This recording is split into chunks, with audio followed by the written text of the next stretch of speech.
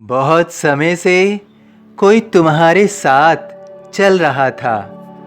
उसने तुम्हारे साथ बहुत सफ़र तय किया, लेकिन बीच राह में उसने अपना रास्ता बदल लिया।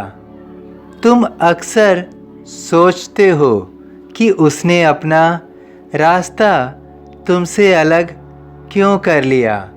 आखिर तुमने ऐसा क्या किया था?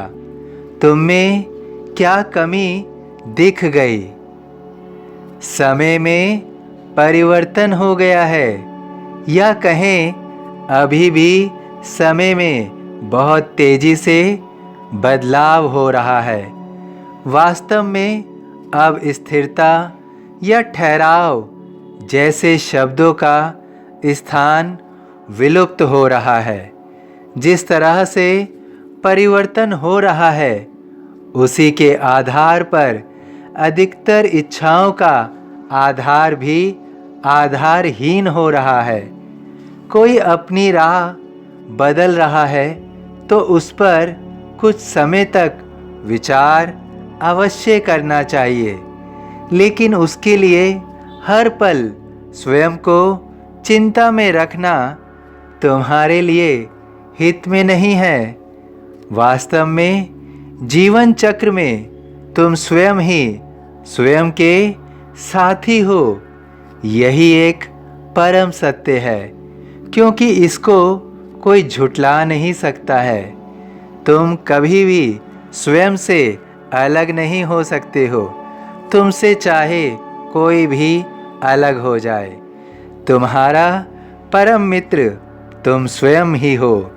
तुम सदैव स्वयं के साथ रहोगे, और जो खुशी तुम स्वयं को दे सकते हो, वह खुशी और कोई तुम्हें नहीं दे सकता है।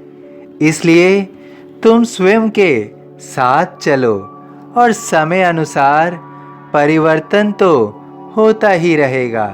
तुम्हारे जीवन में भी परिवर्तन निश्चित है। तुम आज को अपना आधार मत बनाओ।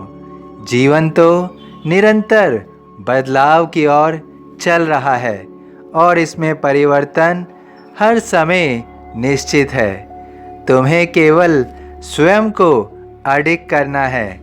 जब तुम अडिग हो, तुम में ठहराव है, तो तुम्हारे जीवन में कोई भी बदलाव हो, तुम्हें उससे कोई भी अंतर नहीं पड़ेगा।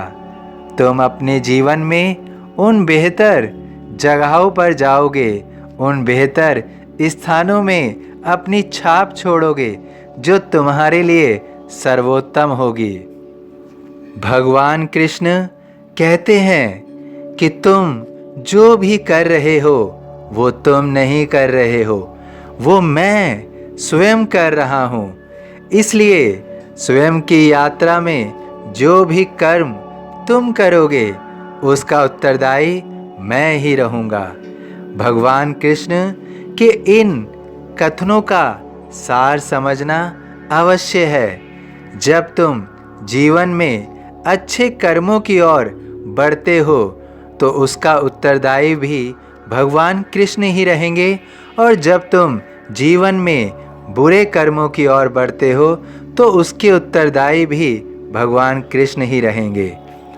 इसलिए स्वयं को समझना अति आवश्यक है, और जीवन में सदैव अपने कर्मों को सुदृढ़ रखते हुए, सरल रखते हुए, अपने हर कर्म को निरंतर करते हुए आगे बढ़ते जाओ।